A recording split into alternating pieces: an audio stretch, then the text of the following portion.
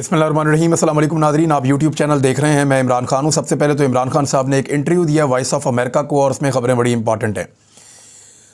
इमरान खान साहब ने, क्योंकि जनरल बाजवा साहब ने जो इंटरव्यू दिया था जावेद चौधरी साहब को और उस पर उन्होंने कॉलम्स लिखे, फिर उसके बाद और उन कॉलम के अंदर उन्होंने जो चीज़ें लिखी, यानी नॉर्मली जब हमारी मुलाकात होती है ऑफ द रिकॉर्ड मीन्स ये है कि बगैर कैमरे की मुलाकात होती है। दो तरह की मुलाकातें होती हैं सहाफ़ियों की। ये कैमरा तो अब आया, अब हम कैमरा लेकर चले जाते हैं और कैमरे में रिकॉर्ड करके ले आते हैं, तो किसी के पास कोई रास्ता नहीं होता।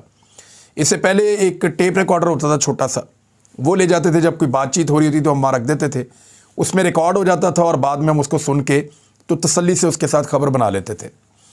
और उससे पहले जो है वो कागज़ और पेन के साथ जाते थे सहाफ़ी और वो लिख कर ले आते थे और फिर ज़िम्मेदारी के साथ उसको छाप देते थे। तो जावेद चौधरी साहब ने और जनरल कमर जावेद बाजवा साहब ने जो उनकी बातचीत हुई आपस में कई घंटों तक, उस पर उन्होंने कॉलम्स लिखे। फिर अब बाजवा साहब का जो मौक़िफ़ छपा है कॉलम के अंदर, उससे एक तहलका मच गया पाकिस्तान में। और पाकिस्तान तहरीक इंसाफ के लोग बार बार ये कह रहे हैं, पाकिस्तान के आम लोगों का ये मानना है कि इमरान खान साहब के जो इल्ज़ामात थे उनके ऊपर जनरल रिटायर कमर जावेद बाजवा ने स्टैंप लगा दी है। इमरान खान साहब जो कहते थे कि जनरल कमर जावेद बाजवा ने रिजीम चेंज ऑपरेशन को लीड किया, तो जनरल बाजवा ने अपनी नापसंदीदगी जो इमरान खान साहब के बारे में है उससे आगाह कर दिया इस कॉलम के ज़रिए। अब देखें, दो चीज़ें इसमें और बड़ी इंटरेस्टिंग है जो मैं आपके सामने रखता हूँ। इसी कॉलम में एक जगह पे, यानी ये सवाल पूछा जाना चाहिए था जावेद चौधरी साहब की जानिब से जनरल कमर जावेद बाजवा से, और कोई भी सहाफ़ी होता तो वो ज़रूर पूछता, शायद पूछा भी होगा, हो सकता है कि आने वाले कॉलम में जावेद चौधरी साहब बड़े दिमाग वाले सहाफ़ी हैं और उन्होंने ज़रूर पूछा होगा ये सवाल। वो सवाल ये पूछा जाना चाहिए था क्योंकि बाजवा साहब ने एक वक्त में ये कहा कि हमारी रीडिंग थी, असेसमेंट हो गई थी कि इमरान खान रहा तो मुल्क जो है वो नहीं रहेगा, ये पीटीआई वाले मुल्क के लिए ख़तरनाक हो गए थे। लेकिन उसके बाद एक वक्त ऐसा था कि जनरल कमर जावेद बाजवा ने इमरान खान को कहा कि आप कौमी असम्बली से इस्तीफ़े ना दें, आप एक मैच हारे हैं, अभी सीरीज़ बाकी है, आपका और उनका सिर्फ 2 वोटों का फ़र्क है।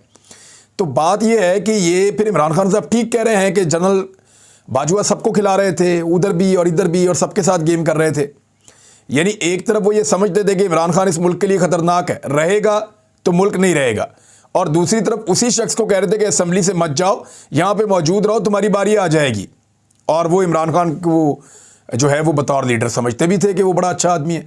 यानी दो बातें एक साथ नहीं हो सकती। अब इमरान खान साहब ने इंटरव्यू दिया है, ज़रा वो सुने। मैंने आपसे कहा था ना कि जब दूसरी तरफ की बात सामने आएगी तो मामला फिर किसी और तरफ जाएगा। वॉइस ऑफ अमेरिका को इंटरव्यू देते हुए इमरान खान साहब ने कहा कि साबिक army chief general Qamar Javed Bajwa साहब ने रजीम चेंज का खुद एतराफ़ किया है, इनके खिलाफ फ़ौज के अंदर इंक्वायरी होनी चाहिए। जनरल बाजवा ने एक सहाफ़ी को बयान भी दिया है कि हमने हुकूमत इन वजूहात पर गिराई थी, तो वो रजीम चेंज का मान गए हैं, उन्होंने मिलकर हुकूमत गिराई थी और इसके बाद सब इकट्ठे रहे। एस्टेब्लिशमेंट पर एतमाद के हवाले से इमरान खान ने कहा कि अभी तो जनरल बाजवा की पॉलिसीज़ चल रही हैं और जनरल बाजवा ने खुद कह दिया है उन्होंने हुकूमत गिराई थी, क्योंकि वो जो भी कहते थे कि मुल्क को ख़तरा है, इसके बाद जो हुकूमत लेकर आए हैं इसने मुल्क की मईशत तबाह कर दी है, बल्कि मुल्क हर तरफ से नीचे चला गया है। सहाफ़ी ने इमरान खान से सवाल किया कि जनरल बाजवा टीवी पर आकर तस्लीम कर चुके हैं कि फ़ौज बतौर इदारा सियासत में मुलव्वस रही है। साबिक वज़ीर आज़म की हैसियत से आप समझते हैं कि इनके खिलाफ आर्टिकल 6 के तहत कार्रवाई होनी चाहिए? तो इमरान खान ने कहा कि इनके ऊपर बिल्कुल, बल्कि फ़ौज के अंदर बैठकर इनके ऊपर इंक्वायरी होनी चाहिए कि उनके अपने बयान जो उन्होंने दिए हैं और बड़े फ़ख्र और बड़े तकब्बुर से कि मैंने फ़ैसला किया, मुल्क के ये हालात थे, जैसा कि वो मईशत के माहिर हों, इस पर अंदर सोचा जाना चाहिए। इस पर अवाम और इस्टेब्लिशमेंट के दरमियान फासले बढ़ गए हैं। जो सारी कौम समझती थी कि जनरल बाजवा की वजह से हुकूमत गिरी थी, तो अब उन्होंने खुद तस्लीम कर लिया है और इस चीज़ से पर्दा ही हटा दिया है।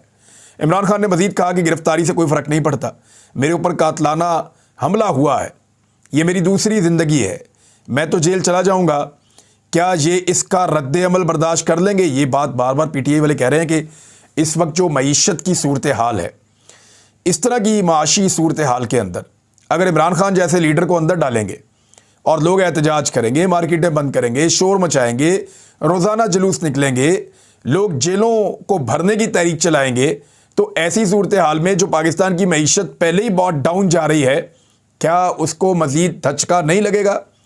क्या वो मईशत मज़ीद डाउन नहीं जाएगी? अब ये सवाल जो है वो सबको अपने तौर पे सोचना चाहिए, जो इस किस्म के तजर्बे करना चाहते हैं, जिन्होंने नवाज शरीफ से वादा किया है कि इमरान खान को नाअहल भी करके देंगे और इमरान खान को गिरफ्तार भी करेंगे। और ये इन्फॉर्मेशन ना सिर्फ इमरान खान के पास है, बल्कि उन्होंने ये कहा कि तहरीरी तौर पर ये मुआहदा किया गया है और ये हलफ दिया गया है नवाज शरीफ साहब को। अब इमरान खान साहब ये समझते हैं कि जनरल कमर जावेद बाजवा के खिलाफ फौज के अंदर से इंक्वायरी होनी चाहिए, जिन बातों का वो एतराफ़ कर रहे हैं। लेकिन एक सवाल और पैदा होता है जो पूछा जाना चाहिए इमरान खान साहब से कि अगर आपकी हुकूमत आ गई तो क्या आप ये बोझ उठाएंगे? क्योंकि देखिए, इदारे हमेशा अपने लोगों को सपोर्ट करते हैं, चाहे उनकी गलती हो चाहे ना हो। नॉर्मली तो हमने पाकिस्तान में ऐसे ही देखा है। तो क्या इमरान खान साहब की अगर हुकूमत आती है तो वो इस बात की इंक्वायरी करेंगे कि रजीम चेंज ऑपरेशन कैसे हुआ, कौन कौन इसके लिए जिम्मेदार था, और आइंदा वो इंश्योर करेंगे कि इस किस्म के ऑपरेशंस पाकिस्तान के अंदर ना किए जाएं। ये बहुत अहम है। दूसरी जानब इमरान खान साहब ने एक बहुत अहम फैसला किया और ये बहुत बड़ा फैसला है, पाकिस्तान तहरीक इंसाफ के मुस्तकबिल का फैसला है। ये फैसला पाकिस्तान तहरीक इंसाफ को ऊपर भी ले जा सकता है और नीचे भी ले जा सकता है। माजी में ये फैसला जब पाकिस्तान तहरीक इंसाफ कर रही थी तो पाकिस्तान तहरीक इंसाफ में जहांगीर तरीन थे, अलीम खान थे, चौधरी सरवर थे। इन लोगों के इस्टेब्लिशमेंट के साथ बड़े अच्छे ताल्लुकात थे और इन्होंने इस्टेब्लिशमेंट को भी ऑब्लाइज किया, अपने अपने ग्रुप्स को, अपनी अपनी बरादरियों को, अपने अपने कारोबारी पार्टनर्स को, इन्होंने सबको ऑब्लाइज किया था। लेकिन इस मरतबा इमरान खान साहब इन खुराफात के बगैर, खुराफात में उन प्रॉब्लम्स को कह रहा हूँ, बंदों को नहीं कह रहा, इन खुराफात के बगैर अब टिकट बांटने जा रहे हैं अपनी पॉलिटिकल पार्टी के लिए। उसके लिए पीटीआई ने एक बड़ा फैसला किया है और एक फार्मूला बना लिया है कि टिकटों की तकसीम का फार्मूला क्या होगा।